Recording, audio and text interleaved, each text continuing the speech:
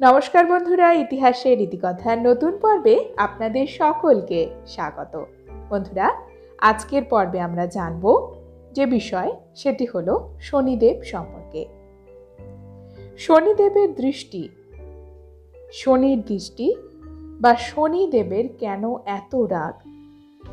শনির দৃষ্টি এই শব্দটির সঙ্গে আমরা প্রায় অনেকেই পরিচিত এবং শনির দৃষ্টি কথাটি যখন আমাদের কানে আসে তখন আমাদের বুকের ভেতরটা কেমন যেন ছ্যাঁত করে ওঠে। একজন দেবতা এতটা ভয়ের কারণ কেন হয়ে উঠলেন? কেন তিনি অল্পেতেই কুপিত হয়ে যান? এটা কি তার চরিত্রের বৈশিষ্ট্য, নাকি এর পেছনে লুকিয়ে আছে তার জীবনের কোনো বঞ্চনার ইতিহাস? কারো মতে শনিদেবের কুদৃষ্টি অশুভ ফল নিয়ে আসে। যেহেতু শনি গ্রহ বড় ধীর গতিতে ঘোরে, অতএব জ্যোতিষশাস্ত্রে ধরা হয়েছে শনিদেবের কুপ্রভাব প্রায় 30 মাস বা 2.5 বছর স্থায়ী হয়। কিন্তু শনিদেব সম্পর্কে সাধারণ মানুষের এমন ভয় মিশ্রিত ধারণা কেন হলো? অন্যদিকে মৎস্য পুরাণ শনিদেবকে কিন্তু লোকহিতকর গ্রহের তালিকাতেই ফেলেছে। শনিদেব অল্পেতেই রেগে যান। তিনি ন্যায়ের দেবতা, অন্যায় সহ্য করেন না।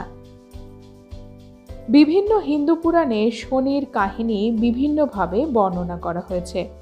মৎস্য পুরাণে বলা হয়েছে দেবশিল্পী বিশ্বকর্মার মেয়ে সঞ্জনার সঙ্গে বিয়ে হয়েছিল সূর্যদেবের, কিন্তু সূর্যের প্রচণ্ড তাপে তিনি প্রায় ঝলসে যেতে বসেছিলেন।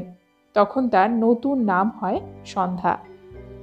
নিজের এই রকম দুরবস্থায় স্বামীর প্রতি সমস্ত ভালোবাসাই হারিয়ে ফেলেছিলেন সন্ধ্যা। সূর্যের থেকে দূরে পালাতে চাইলেন তিনি, কিন্তু কিভাবে সেটি সম্ভব? তখন দেবী সন্ধ্যা নিজের একটি প্রতিকৃতি সৃষ্টি করলেন। বলা যেতে পারে এটি ছিল বিশ্বের প্রথম ক্লোন, যার নাম দেওয়া হলো ছায়া। ছায়াকে স্বামীর দেখাশোনার দায়িত্ব দিলেন সন্ধ্যা এবং তিনি চলে গেলেন তার পিতার ঘরে। এইভাবে সূর্যদেব বুঝতেই পারলেন না যে তার স্ত্রী বদলে গিয়েছে। তিনি এই বিষয়টি খেয়ালই করতে পারেননি।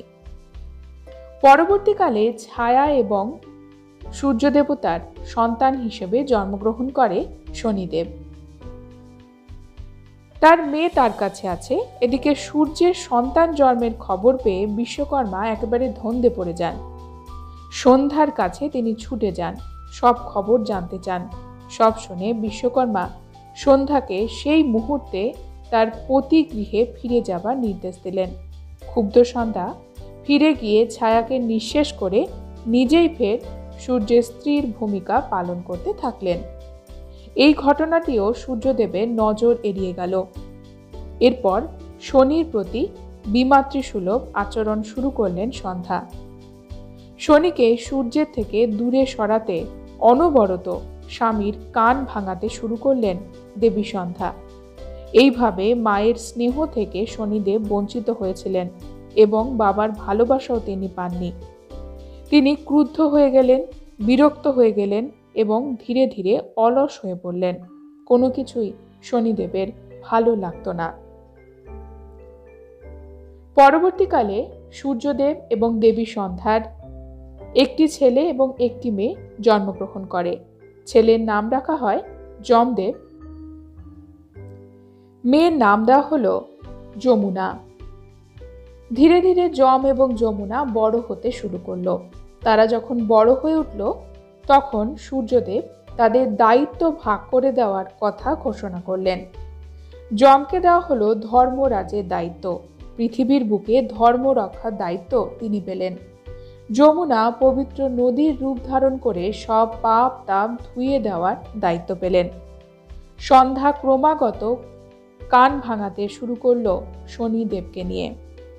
শনিদেব বড় ছেলে হওয়া সত্ত্বেও শনিদেবকে কোনো দায়িত্ব সূর্য দেয়নি।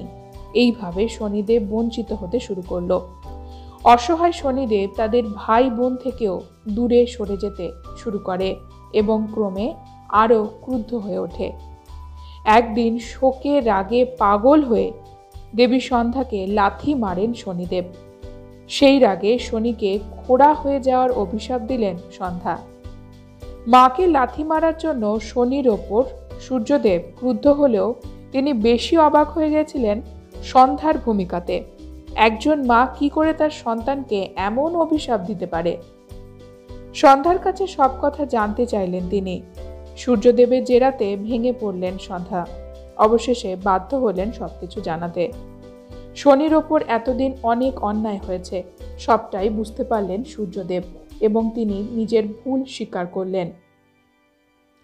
এরপরে তিনি তার বড় ছেলে শনিদেবকে সৌরমণ্ডলে স্থান দিলেন।